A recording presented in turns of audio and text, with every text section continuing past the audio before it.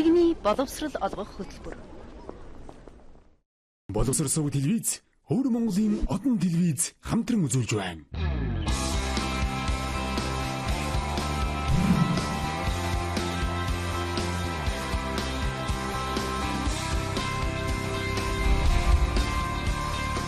Хятад хэлний алсын зайн сургалт.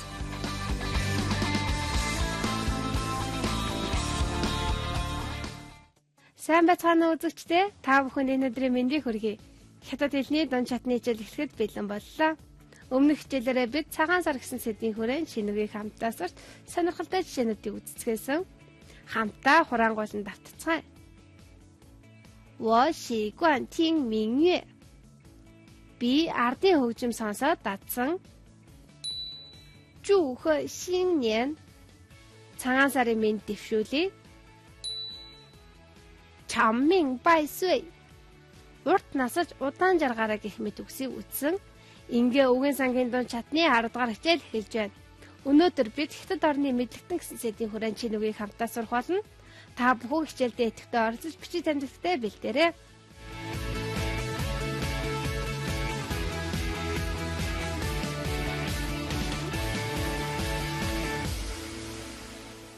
Бидний үзэх эхний үг бол 中国通. 中国通. Хятад орны мэдлэгтэн буюу Хятадын соёл заншилт нэвтрэх үнийг ингэж нэрлэдэг бахан. Жишээ хамтдаа харцгаая. 你快要成中国通了. 你快要成中国通了. Чи удахгүй Хятад оронд нэвтрэх болох нэ. Дараагийн үг бол 情况. 情况. Нөхцөл байдал гэсэн утгатай нэр үг байна. 他很了解我情况. 他很了解我情况. Тэр миний нөхцөл байдлыг маш сайн ойлгосон. Энэ жишээнд орсон 了解. 了解гэдэг нь ойлгох, мэдэх гэсэн утгатай үйл үг байна. Дараагийн үг бол 实在. 实在. Үнэн ч гэсэн тэмдэг нэр ба үнэхээр яг л гэсэн утгатай дайвар үг. Жишээ авч үзье. 说实在的，我越来越喜欢中国文化了。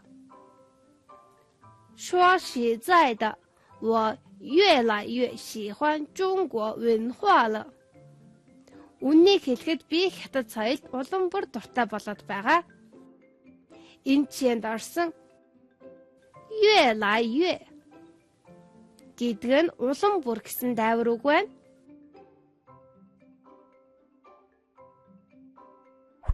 Дараагийн үгийг харцгаая. 举办. 举办. Зохион байгуулах, хийх гэсэн утгатай үйл үг байна. 举办足球比赛.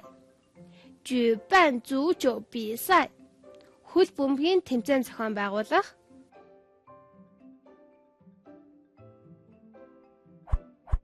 举办展览. 举办展览.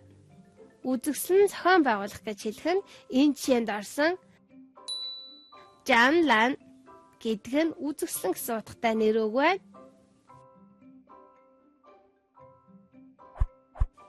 进步. 进步. сайжрах, өсөх гэсэн утгатай. 朋友们常常帮助我们学习汉语，所以我们进步很快。朋友们常常帮助我们学习汉语，所以我们进步很快. Найзууд манд бидэнд Хятад хэл сурахад байнга тусалдаг. Тиймээс бид хурдан сайжирч байна.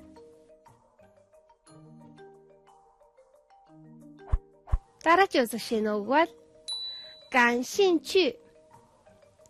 感兴趣. Сонирхох, сонирхолтой гэсэн утгатай. 我对中国音乐感兴趣. 我对中国音乐感兴趣. Би Хятад дунд сонирхолтой. Дараагийн үг бол жие. Жие. Сургууль төгсөх. Жишээ хамтдаа харцгаая. 今天我们有一个结业聚会。今天我们有一个结业聚会。Өнөөдөр бид төгсөлтийн баяртай.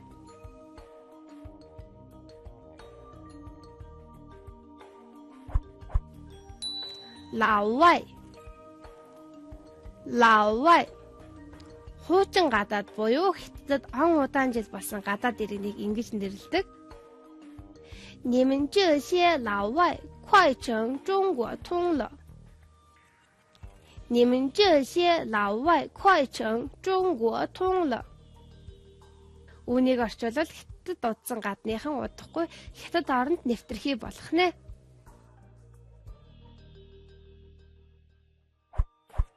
Дараагийн үг бол цай. Цай. Сая арай хийж дөнгөж суудахтай дайвар үг байна. 我是到北京以后才开始中国话的。我是到北京以后才开始中国话的。Би Бээжинд ирснийхээ дараа л Хятадд ойр болж эхэлсэн. Дараагийн үг бол 小伙子。小伙子。залуу гэсэн утгатай нэр үг байна. 找一个帅中国小伙子。找一个帅中国小伙子。Нэг царайлаг Хятад залуу хайх.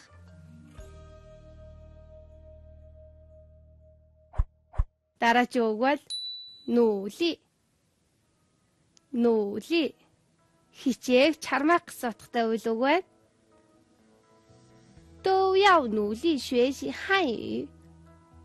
都要努力学习汉语。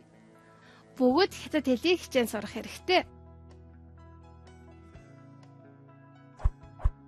Дараагийн үг бол 认真。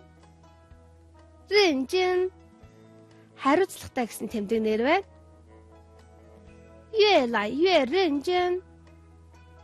越来越认真。Буюу улам бүр хариуцлагатай байх гэж хэлэх нь.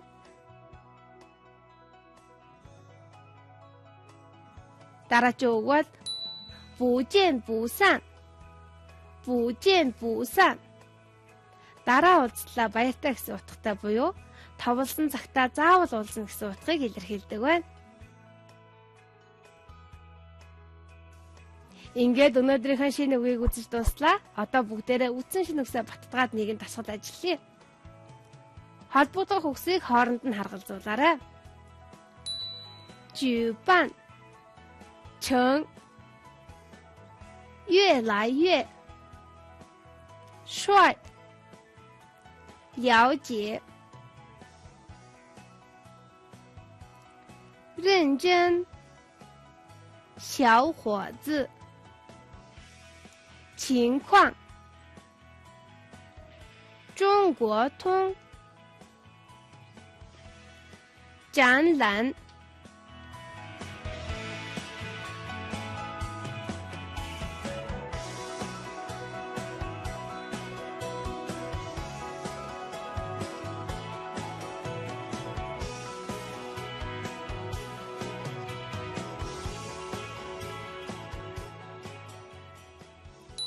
Ингээд хариултаа хамтаа харцгаая. 举办展览。举办展览。Үзэгсэн зохион байгуулах. 乘中国通。乘中国通。Хятад орны мэдлэгтэн болох. 越来越认真。越来越认真。Улам бүр хариуцлагатай байх. 帅小伙子。帅小伙子。Царайлаг залуу. 了解情况。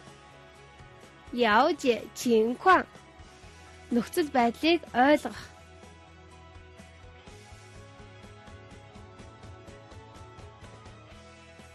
Үзэгчдээ та бүхнийг зөв хийсэн гэдэгт итгэлтэй байна. Өнөөдрийнхөө үгийн сангийн хичээлээр түгээмэл хэрэгэлдэг хэл зүгийг сурцгаая. Эхний хэлц бол гуаи лоуван. Гуаи лоуван. Нэгийг авч түмийг алдах гэсэн утгатай бөгөөд хэрэггүй, ашиггүй зүйл хийхэд ингэж хэлж болно. Дараагийн хэлц бол гуа ян тоу май гоуроо. Гуа ян тоу май гоуроо. Үүнийг өгчилбэл хоньны толгой өлгөж нохой мах зарах гэсэн утгатай бөгөөд Монгол хэлний нүглийн нүдийг гурлаар хурах гэсэнтэй утга дүйж байна. Дараагийн хэлц бол луан чи ба зав. Луан чи ба зав. Эмх замбраагүй их адаггүй гэсэн утгатай. Өнөөдрийнхөө хичээлээр бид Хятад нэвтрхэн хүн гэсэн сэдвийн хүрээнд шинэ үгсийг хамтдаа сурч тэдгээрийг баттган тасгад ажиллалаа.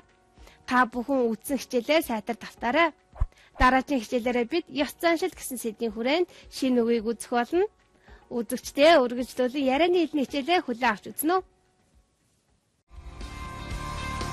Хятад хэлний алсын зайн сургалт.